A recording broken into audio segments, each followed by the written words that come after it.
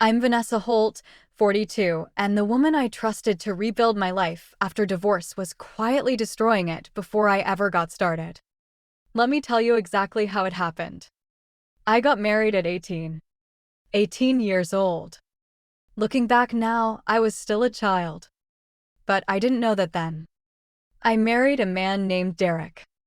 He was the quarterback of our high school football team, and I was the co-captain of the cheer squad. It wasn't love. It was the inertia of a small American town. Our town was in southern Colorado. You either went to college in Denver or you got married local. I chose the second path. 20 years. 20 years of cashier shifts at the grocery store, answering phones at a hospital front desk, scheduling appointments at a kid's dental office. Derek was a project manager at a construction firm. The money was fine. I never thought I needed a career. Until 4 years ago, when he came home and told me he was in love with someone else. He said it so flatly. Like he was telling me it might rain tomorrow. I sat at the kitchen table, hands resting on my knees, staring silently at the salt and pepper shakers. I remember the salt shaker specifically. We bought it at Target. $3.99. I don't know why I fixated on it in that moment, but I did. Because when you don't have something specific to stare at, you fall apart. The divorce settlement moved fast. He kept the house. No, not for me. For the bank. I moved into a 2-bedroom apartment with Leo and Daisy. Leo was 14 then.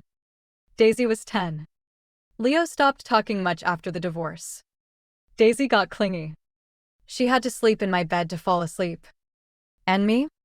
I sat in the living room every night after they went to bed, the TV on with the sound off, staring at the light on the screen. The hardest part wasn't the money.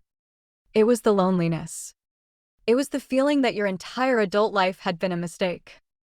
For 20 years, I took care of people. A husband, 2 kids, a dental office appointment book.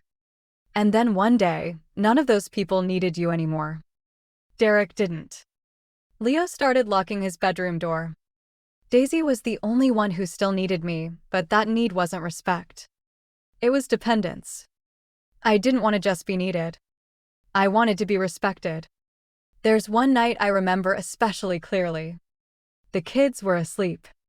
I went out onto the apartment balcony. A narrow strip of concrete barely wide enough for 2 chairs. I sat in one of them.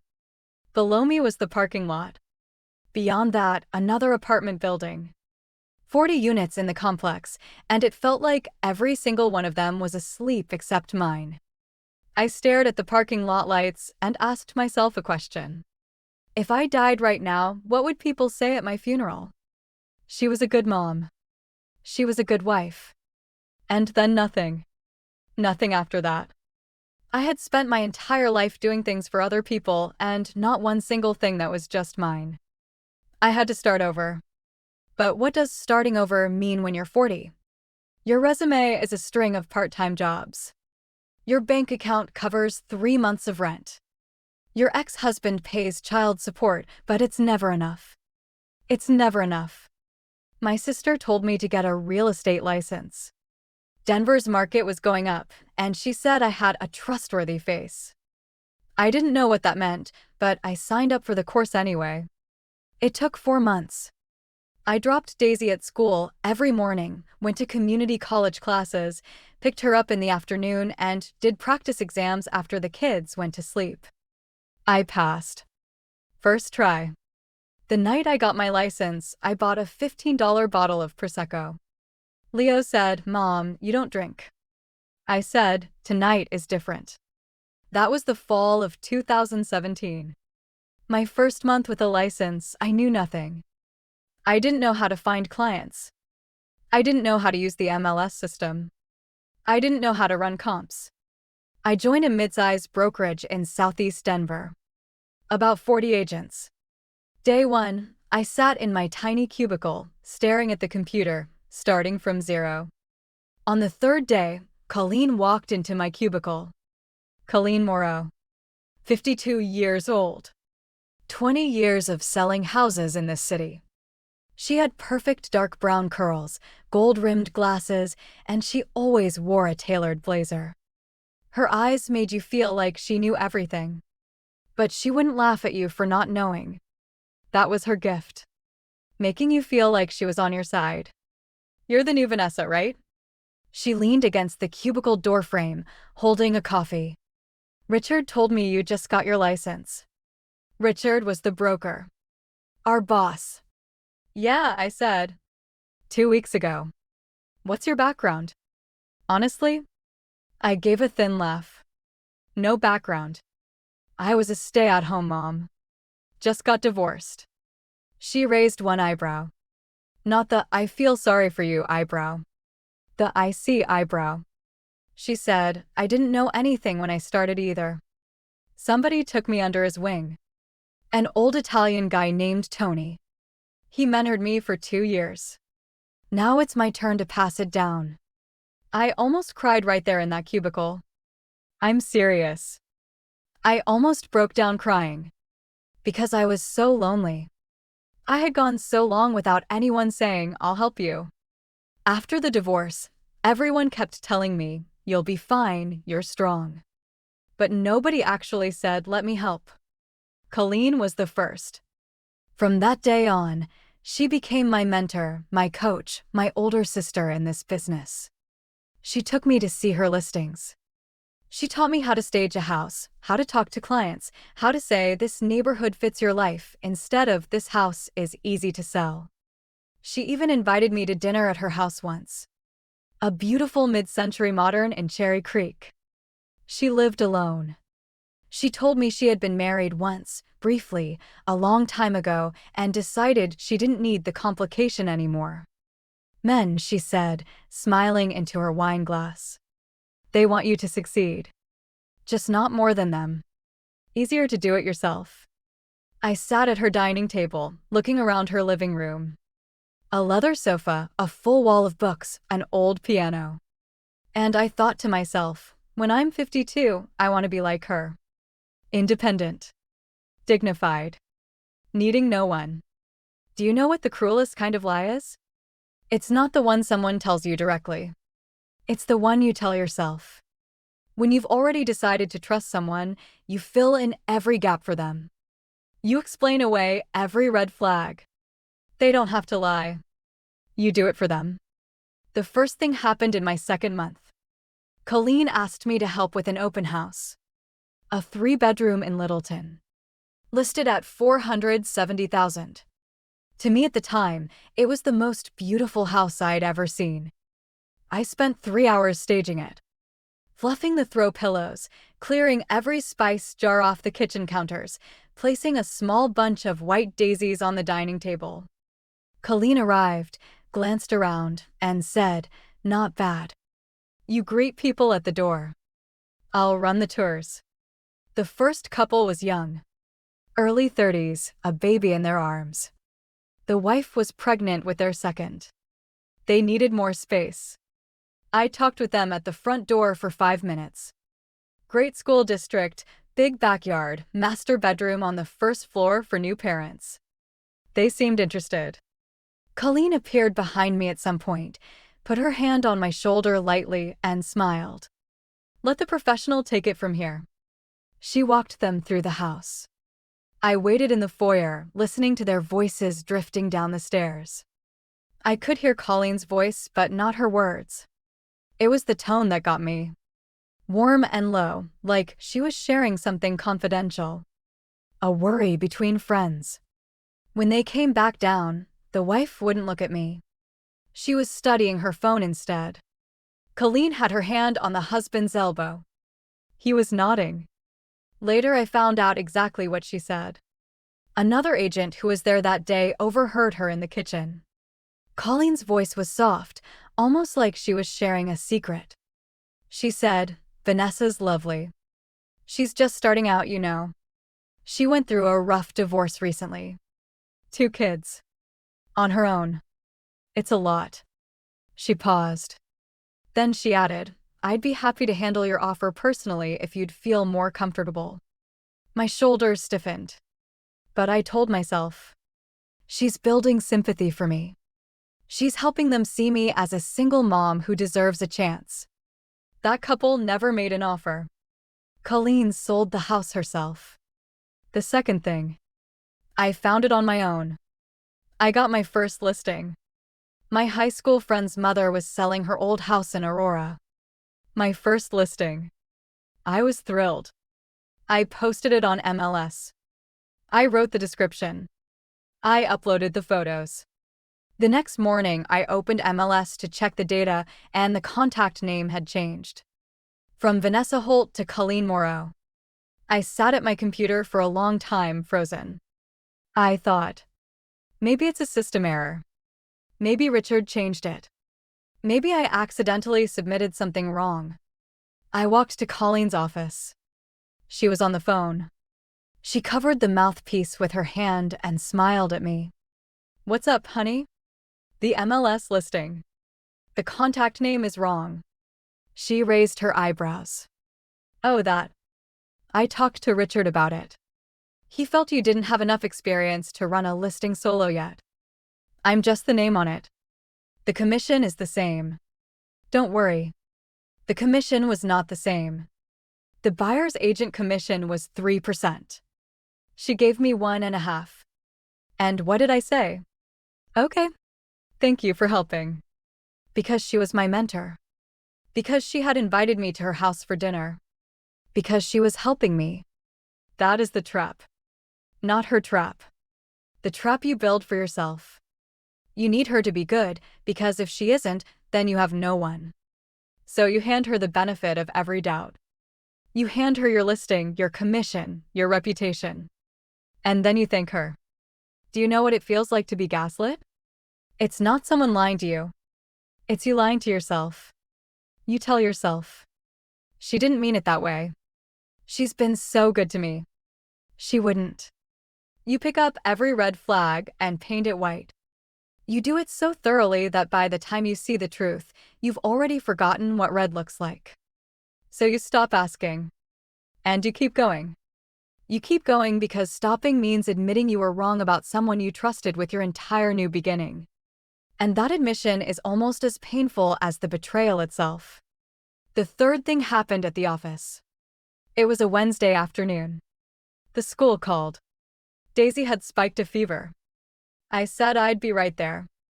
Before I left, I told Colleen. She waved her hand. "Go. Kids come first." The next morning, I walked into the office and found Colleen leaning against Richard's doorframe, mid-conversation. I walked up. She said, "Oh, Vanessa. We were just talking about you. I was telling Richard you handled that open house prep nicely last night. Even though you had to leave early." Leave early? It wasn't an open house. It wasn't an open house. I started, but Richard was already talking. He was a man in his 50s who always looked like he was thinking about something else. He said, "Vanessa, I understand it's not easy being a single parent. But if you can't keep up with the clients, let Colleen mentor you more closely." Colleen stood beside him, her face arranged into sympathy. "I told Richard you're doing fine. It's just hard when you're the only one at home. Sometimes things slip." That afternoon, I sat in my car with the engine off, hands on the steering wheel. I wasn't thinking anything. Anger has a direction. This wasn't anger. This was blankness. Like someone pulled the ground out from under you and you're still standing, but you're not standing on anything anymore. I should have pushed back that day. I should have said, "Richard, that's not what happened.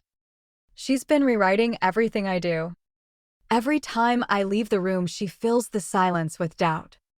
I should have said that. I had the words. They were right there, sitting behind my teeth. But I didn't say them. Because I didn't know how to talk back to someone who smiled while she lied. Because in everyone's eyes, Colleen was my benefactor. The generous veteran taking the struggling newcomer under her wing. If I questioned her, I was ungrateful. If I defended myself, I was defensive. She had set the board so that every move I made was the wrong one. The fourth thing was the clients.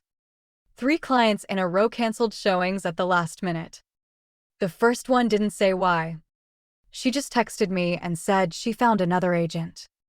The second one said she decided to wait. The third one was a nurse in her 40s. A single woman who had saved for 5 years to buy her first condo.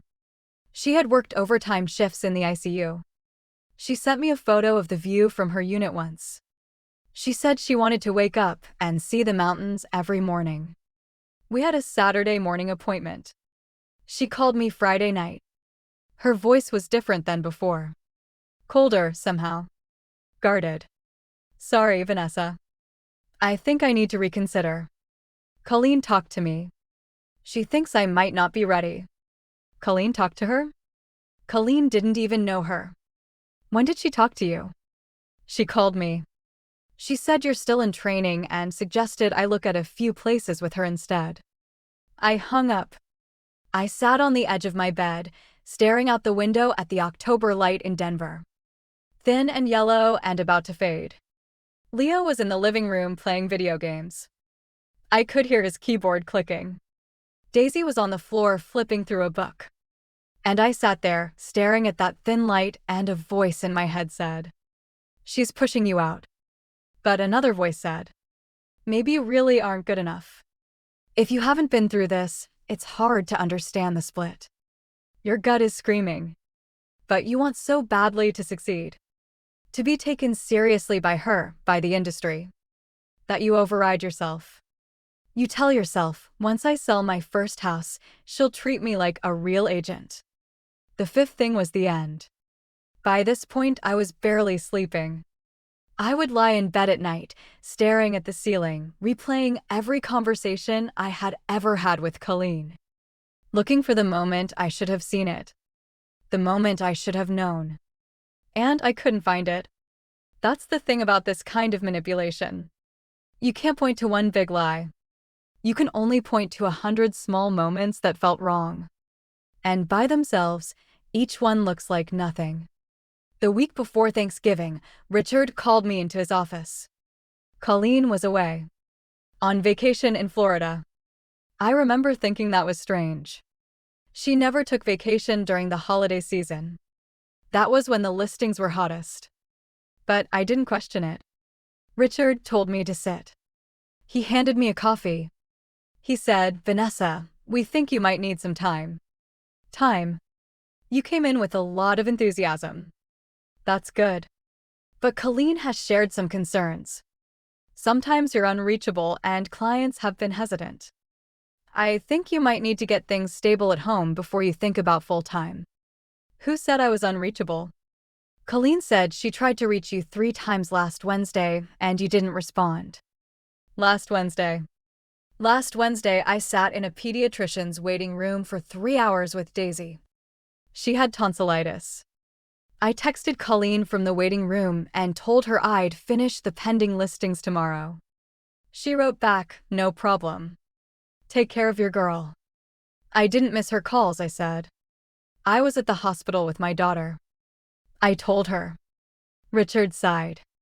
It had the smell of a man staring at a math problem he couldn't solve. "Vanessa, I don't want to make this difficult. Just take a step back. When you're ready, come back. I'll hold your desk." I stood up and walked out of his office. I didn't cry. Crying is a luxury. I drove home. I pulled into the parking garage under my apartment building, the one that always smells faintly of mildew, and turned off the engine. I didn't get out of the car. I sat in the driver's seat, hands on the wheel. The silence inside the car was thick. Heavy. Like a plastic bag pulled over your head. I could hear my own breathing. I could hear the low hum of the garage ventilation. I was 40. I had 3 months of savings. 2 kids who needed to eat. A child support check that was never enough. And a career that someone had just announced I wasn't ready for. I had started over from nothing. And someone had tripped me at the starting line. I put my head on the steering wheel. I wasn't crying. I didn't have tears. It was deeper than tears. It was the emptiness of asking yourself, Where do I go now? Back to the grocery store cash register? Back to the dental office appointment book? Or do I call my sister and tell her I failed again? Why? That was the question I kept asking myself, alone in that car for 20 minutes. Why had she spent a year mentoring me, only to spend the next year destroying me? She could have just ignored me. Why put in all that effort? If she didn't want to help me, why walk into my cubicle on day 3? I didn't have an answer then. But I found it later. The answer was simple. She wasn't helping anyone. She was harvesting. New female agents weren't students to her. They were mines. You spend 6 months training someone because that's how long it takes them to build initial client relationships. Then you take the clients. They leave. The clients stay. That was her business model. I switched brokerages. A smaller firm in Centennial. 12 agents. The owner was a man in his 60s named Frank. 30 years in the business, white hair, ramrod posture. His interview questions were strange. He asked me, "Why did you leave your last brokerage?" I sat there for a second. I almost gave the polite answer. The one where you say it wasn't the right fit and move on. But something about this old man made me pause. Maybe it was the way he asked. Like he already knew part of the answer and was testing whether I would tell him the truth.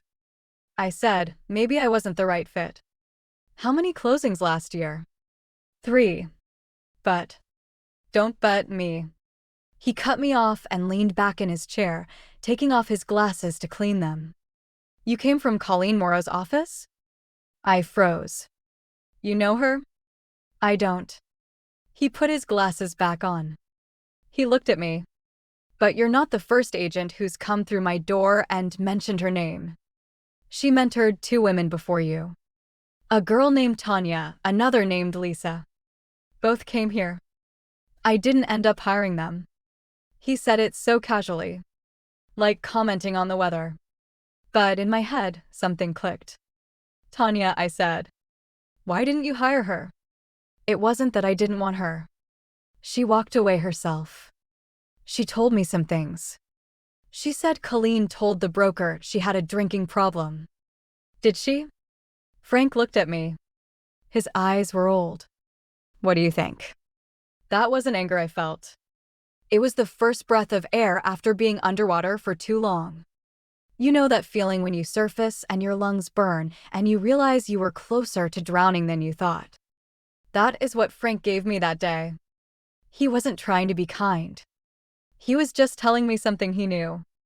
But in that one sentence, he gave me back something I had lost in the parking garage. He gave me the knowledge that I was not the problem. There was a woman who used the exact same method to crush every woman who might compete with her. And I was not the first. I went home that afternoon and dug up my old contacts from a year ago. Tanya and I had briefly been colleagues at the first brokerage. She started 6 months before me, and then one day she just wasn't there anymore. Colleen said she wasn't serious enough for this business. I called her.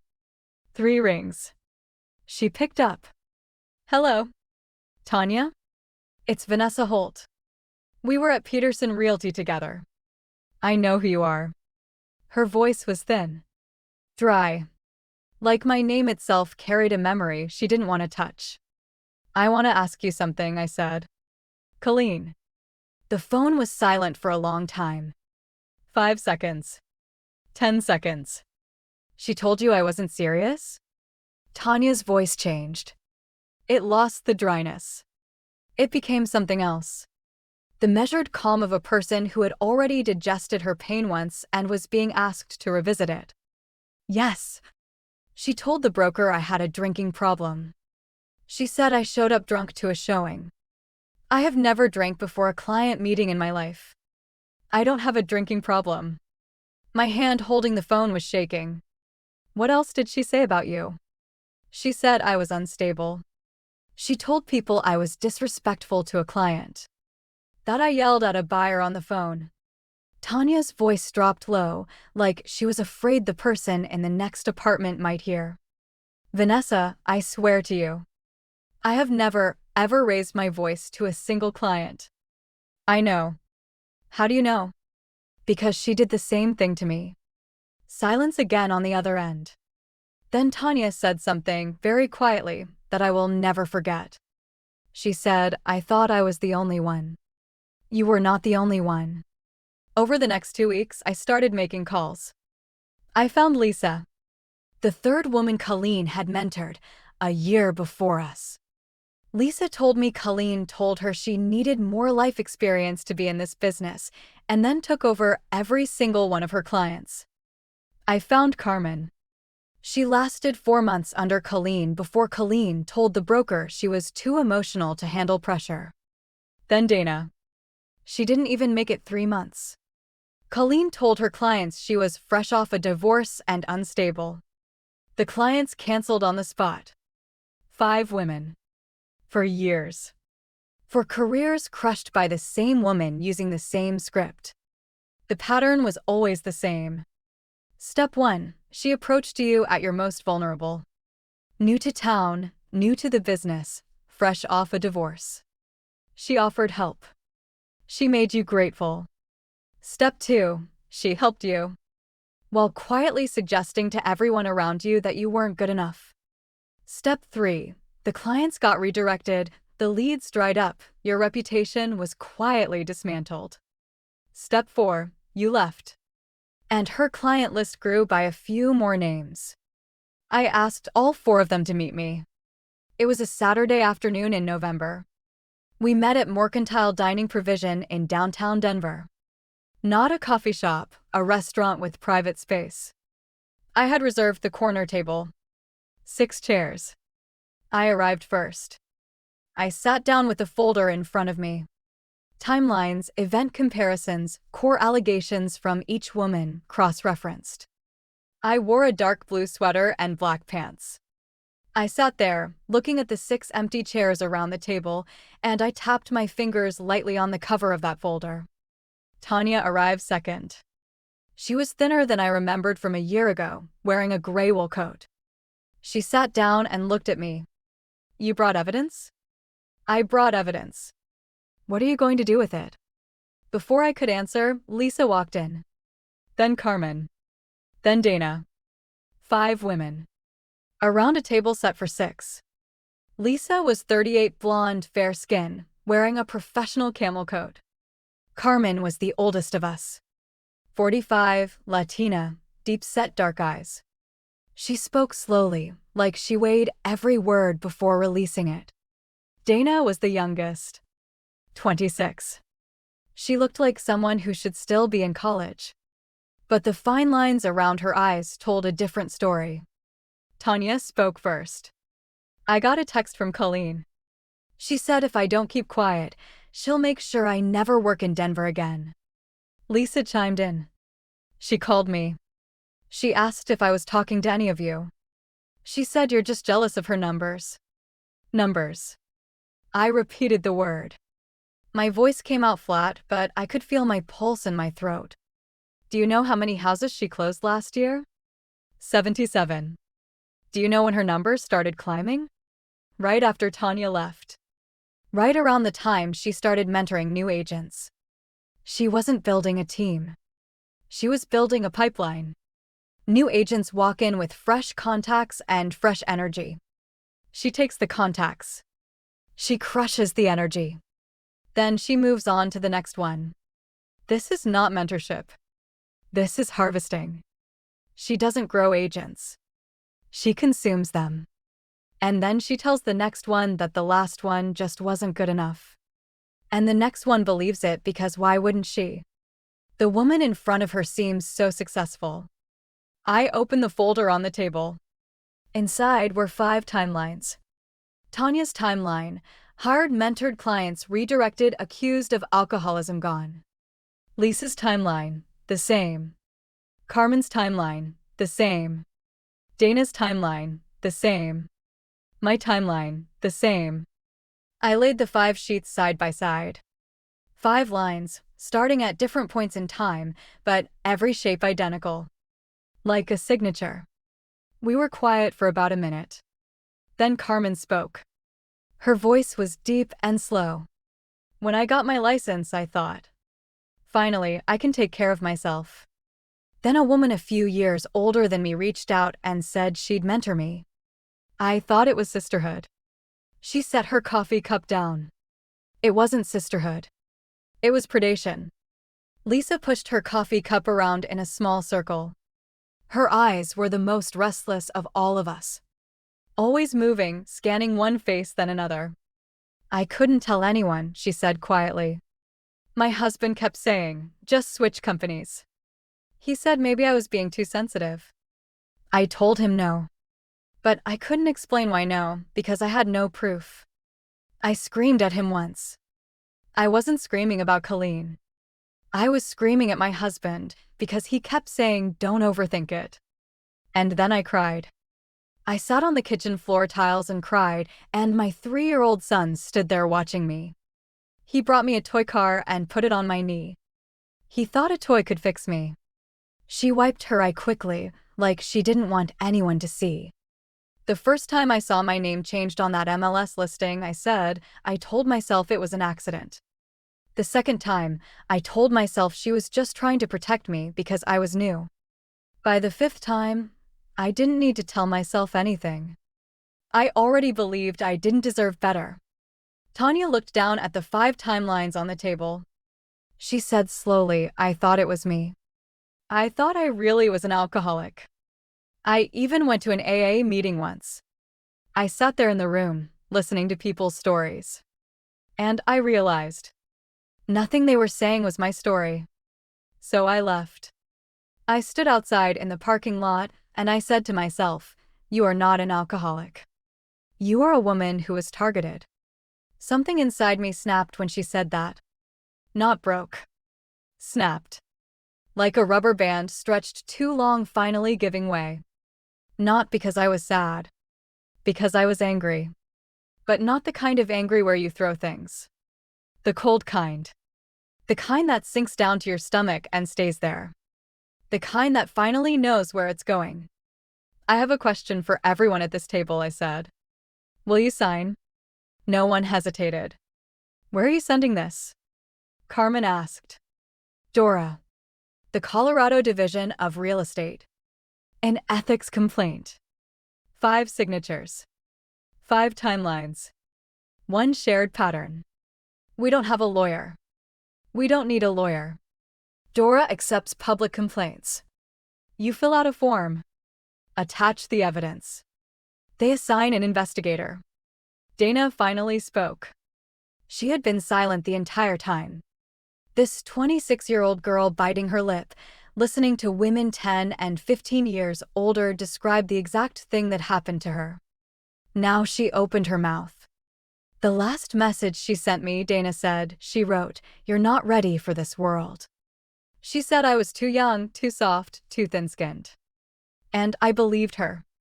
For 6 months, I believed her. I went back to school. Not because I wanted to learn anything new, but because I didn't think I deserved to stand in a house and sell it to someone else. She stopped. She looked at me. I want to go back now. I want to sell a house. I don't want her to take away the one thing I wanted to do. The lights at Mercantile were warm that afternoon. In front of us, empty coffee cups, spread open files, 5 women's signatures in black ink. The server came by to ask if we wanted refills. I said no. We'd had enough. We stood up, put on our coats, walked out onto the street. November air in Denver hits your lungs like a mouthful of cold water. I stood on the sidewalk, watching them leave one by one. Different cars, different directions. But I carried something with me that I didn't have during those 20 minutes in the parking garage. I knew I wasn't alone. Colleen texted me 3 days later. It was a long message. I still remember how it started. You really think you can survive in Denver after this? The rest was longer. You've been in the business 18 months. I've been selling houses in this city for 20 years. My client list is something you will never touch. You really think a few signatures from a few bitter women you rounded up are going to end my career? You should be spending your energy learning how to close a deal, not organizing a grievance campaign. I didn't reply right away. I took a screenshot. I saved it to the folder. Then I wrote back, "Thank you for your message. I have logged it." Colleen didn't respond. But her counterattack wasn't just that text. She called Frank. She called someone at the State Real Estate Association. She told them 5 women were organizing a defamation campaign. Bitter, jealous, unsuccessful agents clinging to each other because they couldn't compete. Frank called me into his office that afternoon. He didn't ask me to sit. "Vanessa, I got a call from the State Association. I can guess who made it." He looked at me. The old man's eyes were heavy. But they weren't cold. "They said you've been organizing a group to file false accusations against a senior agent. Is that true?" "Frank." I took a deep breath before I said this. "The first day you interviewed me, you said something. You said I wasn't the first person to come through your door from Colleen's office. Do you remember that?" He nodded. Slowly. "You remembered 2 names that day. Tanya and Lisa. Now there's Carmen. And Dana. Plus me. 5 women. Do you want to see the evidence?" He was quiet for a long moment. Then he said, "Your desk is where it is. Go sell houses. Stop spending your energy on her." "Do you believe me?" "Doesn't matter if I believe you." "Do you think Dora will?" I said, "I have 5 signatures." The Dora investigation moved faster than I expected.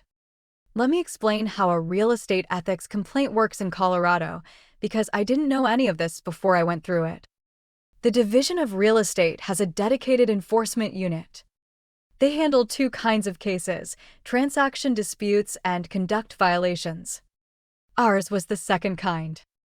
It wasn't about one bad deal. It was about a pattern of behavior.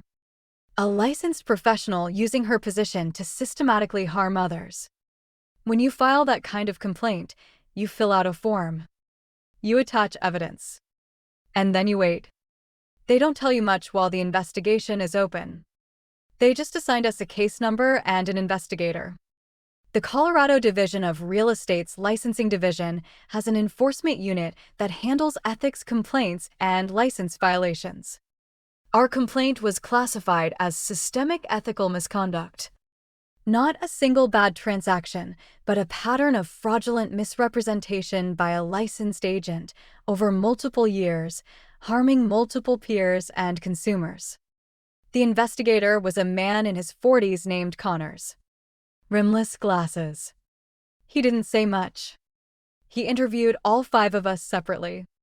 My interview was at my apartment. We didn't schedule it at the office. Connors wanted to see the full person, not the agent behind a desk. I poured him coffee. He sat on my living room sofa. Leo and Daisy were both at school. He opened my folder, page by page. When he finished, he looked up at me. "Mrs. Holt, can you tell me exactly? What is one false thing Colleen Moreau ever said to you?" I thought about it. For about 5 seconds. I looked down at my hands. The same hands that worked a cash register, answered phones at a hospital, placed daisies in a vase during staging. Then I looked at Connors. She never said a single sentence to me that was clearly false. That's her method. She implies. She sighs in front of the broker. She tells clients she's concerned about me. She says don't worry on the phone while typing an email that says my judgment concerns her. She never tells a lie. She plants the seed of one in your head, waters it just a little, then walks away and lets you grow it for her. I paused.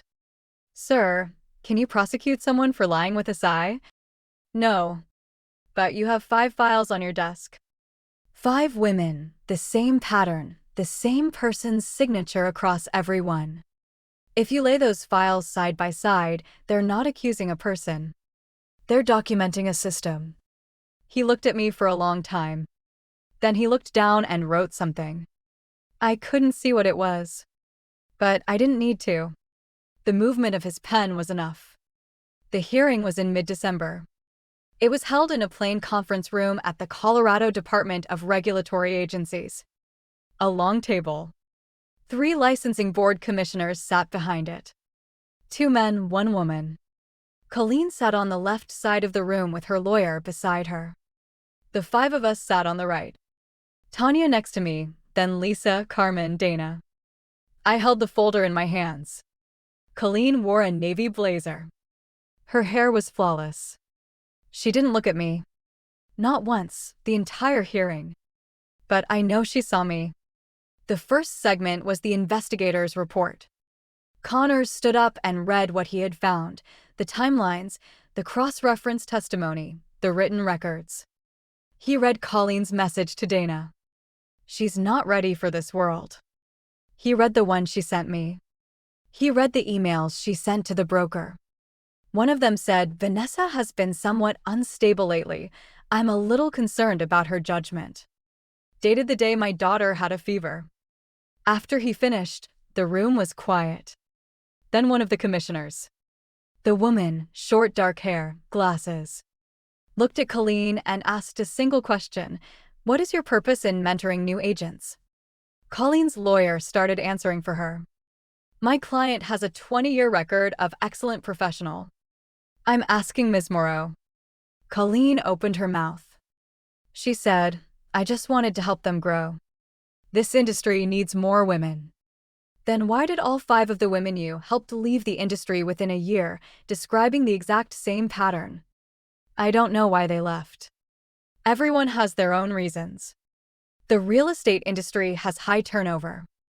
Many new agents don't make it past the first year. Can you answer the commissioner's question directly? Connors cut in. His voice was flat. He had spent 4 weeks investigating this case. He had interviewed 5 women, read dozens of emails, cross-referenced dates and names and patterns. He knew every detail. And I realized, watching him, that he was not neutral. He was angry. Not the loud kind. The kind that comes from a person who enforces rules for a living and has just seen someone twist every rule beyond recognition. Colleen didn't speak. The vote was fast. Unanimous. License suspended for 12 months. Permanent ethics violation on record. The commissioners didn't debate. They had seen enough. Colleen left the conference room. The sound of her heels echoed in the hallway. Sharp, getting farther away. I didn't watch her go. I turned to Tanya. She was crying, the silent kind. Lisa put her hand over mine on the table. There were things I learned later. Frank told me. This was months afterward, him sitting in his office with his feet on the desk, holding a cup of coffee that had gone completely cold. He said that on the night of the hearing, he drove to Colleen's brokerage and sat in the parking lot. He wasn't there to confront her. He was looking at the lit windows. "I sat in that parking lot for a long time," he said, tapping his finger on the coffee mug. "Because I've known the broker in that office for 20 years. He had to have known. You know what I mean? One person in a brokerage trains 3 new agents. All 3 leave within a year. You notice. But he did nothing. Because Colleen was his top producer. 77 closings in a year. When you have an agent like that, closing your other eye is instinct." He took a sip of the cold coffee and swallowed it. Then he said, "That's why I hired you. Not because you had the best interview. Because you got knocked down and you didn't walk away. You got back up. And I should have seen it sooner. Tanya and Lisa before you. I should have seen it." Frank finished talking. I was quiet for a moment. Then I said, "You don't need to apologize. You hired me. You're the one who let me stand back up." The old man waved his hand, stood up to pour fresh coffee, his back to me. "Go sell houses. Stop thinking about all this." But I could hear it. His voice was a little hoarse. "Leah's teacher, Ms. Patterson, told me something too. It was at a parent-teacher conference later that spring. She said Leo had written a short essay in English class during that time. The prompt was 'the strongest person you know.' He wrote 1 word. Then he crossed it out and replaced it with 4 words. Miss Patterson had kept the paper. She handed it to me in the hallway. The crossed-out part was illegible. The 4 words left on the page were, "My mom." "He told me not to show you," Miss Patterson said. "He said it was a bad essay. But I thought you should know." I stood in that school hallway, holding the piece of paper, staring at a row of 8th-grade lockers. School hallways have a permanent smell. Apples, cleaning fluid, old sneakers. I stood in that smell, read the paper twice, then folded it and put it in my pocket. When Leo saw me at school that afternoon, he froze. "What are you doing here?" I said, "Parent-teacher conference." "Your teacher said you wrote a good essay." His face went red. But he didn't deny it. That evening, I went home. Daisy was doing homework. Leo was on the couch with his phone. I walked into the kitchen, poured myself a glass of water, and drank it standing at the sink. I looked out the window. Denver in December, the sky already fully dark. In the distance, a line of headlights crawled forward on the highway. I stood there, hands braced on the edge of the sink, and I realized something. I wasn't tired anymore. The exhaustion I had been wearing for 18 months, since the first day of the divorce, had slipped off my shoulders. Just like that. The next morning, I was at my desk by 7:30. I made myself coffee. I opened my client database. I made my first call. In the spring, 3 months later, I sold my first house. Completely on my own. No mentor.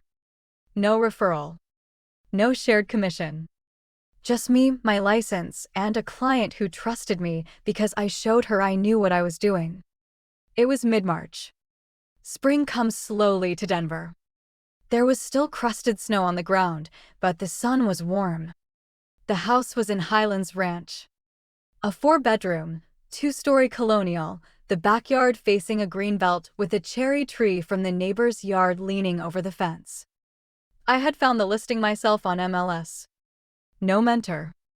No referral. No Colleen. I drove out alone and took the photos. Let me tell you something about photographing a house. It's not about the rooms. It's about the light. You wait for the right hour. You open every blind. You stand in each corner until you find the angle where the room looks like it's breathing. That took me almost 2 hours. 2 hours alone in an empty house, walking from room to room, opening and closing blinds, moving 3 inches to the left, waiting for the sun to shift. And I loved every minute of it. Because it was mine. No one was standing behind me whispering that I wasn't ready. The buyer was a single mother, 36, 2 boys, 2 years out of her divorce. She walked into the living room and stopped in the doorway, staring at the light coming through the sliding glass door to the backyard.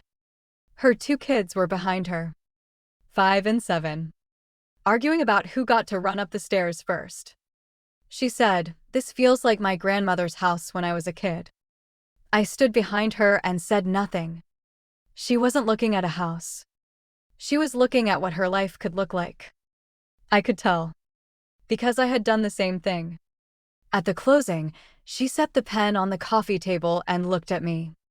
Not at the house. At me. She said, "Do you know what I thought when I first saw this listing online? I thought this agent understands what it feels like to be alone." Every single room in the photos had a window. Every single room had light coming in from somewhere. I smiled. I didn't say anything. But I thought, she's right. I know how to photograph windows. Because I sat in a parking garage for 20 minutes. I know what it means to need light. That evening, I came home to a piece of lined paper on the kitchen table. Leah's handwriting. Neat, every stroke heavy, like a test answer he was afraid of getting wrong. It said, "Proud of you, Mom. You didn't go back to the garage.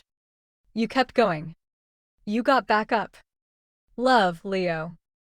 I stood there and read it 4 times.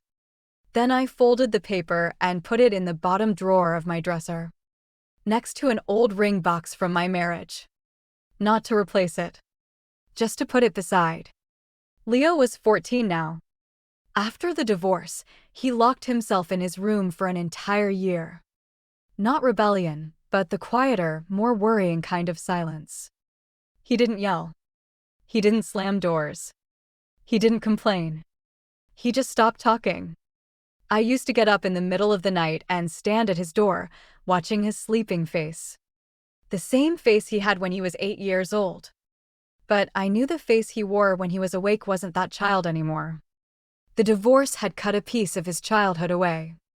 And I had been terrified every single day that I couldn't put it back. Then Daisy came running from the living room, holding up a book. "Mom, can you read this to me?" I said yes. I sat on the couch. She curled into my lap. Leo sat at the other end with his tablet. Something was simmering on the stove. Outside, a garbage truck was backing up somewhere. The TV was off. The light in the room was warm yellow. I read to page 6 and stopped. I looked at both of them. This was my life. Not the life where I sat in a parking garage for 20 minutes. Not the life where I stared at a salt shaker in Target. This one. Right now. An ordinary Tuesday evening on the couch, my daughter's head against my shoulder, her hair smelling like Strawberry Kids shampoo. Daisy looked up. "Mom, why did you stop?" Where was I? The frog was waiting for the rain. Oh, right. The frog was waiting for the rain. I kept reading. After Colleen's license was suspended, she moved to another city. Arizona, I heard. An agent who used to know her told me at an industry event that she was trying to get relicensed in Scottsdale. Under her daughter's name. The agent asked me, "Why didn't you just expose her publicly back then?" I said, "We did expose her. Not to the media. To the system. Dora's record is permanent. Anyone in Denver who searches her name will see that ethics violation. We didn't need to destroy her. We just needed the truth on a public record. That's quiet strength. It's not about bringing someone down. It's not about revenge. It's about documentation. It's about letting the system see what you've seen and trusting the system to do what it was built to do. The Dora record is permanent. Anyone in Colorado, anyone in the entire country, can look up a licensed agent and see their disciplinary history. We didn't need to destroy Colleen. We just needed the truth on a public record. So the next woman she approaches can Google her name, see that record, and make her own choice. That is not revenge. That is defense. For every woman who comes after us. I never messaged Colleen. I didn't need to. Hate is a kind of energy, and I had spent too much of my energy on her already. The year she mentored me. The year she sabotaged me. The months I spent collecting evidence. The weeks I spent finding the other women. The hearing. The waiting. All of it was energy I could have spent on my children, on my career, on myself. And now it was over. She had her own problems. Her own fear, her own insecurity, the coldness of needing to step on others to feel tall. But her problems are no longer mine. I used every ounce of my remaining energy to stand back up. I don't want to hate anyone. I don't have time for hate. I want to sell houses. I want to raise my children. I want to live a life I chose for myself. Every morning I wake up and get to decide what matters that day. And Colleen Moreau is never on that list. If someone asks me what quiet strength is, I would tell her this. It's not silence. It's not waiting. It's deciding in the loneliest moment of your life that you are not going to believe the story someone else wrote about you. It's saving every scrap of evidence while everyone around you says you're not good enough. It's picking up the phone and calling another woman who is pushed down the same way. And when you finally have the chance to stand up, you don't stand alone. You stand with 4 other women at a table set for 6. You let the empty chair speak for itself. 5 names on 1 complaint. 1 file submitted to the state. 1 set of keys handed to a single mother who saw herself in me. And here is what I want you to take from this story. You do not need to be loud to be strong. You do not need to fight alone. You do not need to have it all figured out at 20 or 30 or 40 or 50. The only thing you need is the willingness to believe yourself when everyone around you is telling you not to. That and a folder. A folder where you keep the evidence. A folder where you write down the pattern. Because the truth does not need to scream. It just needs to be recorded. It's not too late to start over. It was never too late. Not for me and not for any of the women who signed their names on that file. And it is not too late for you either.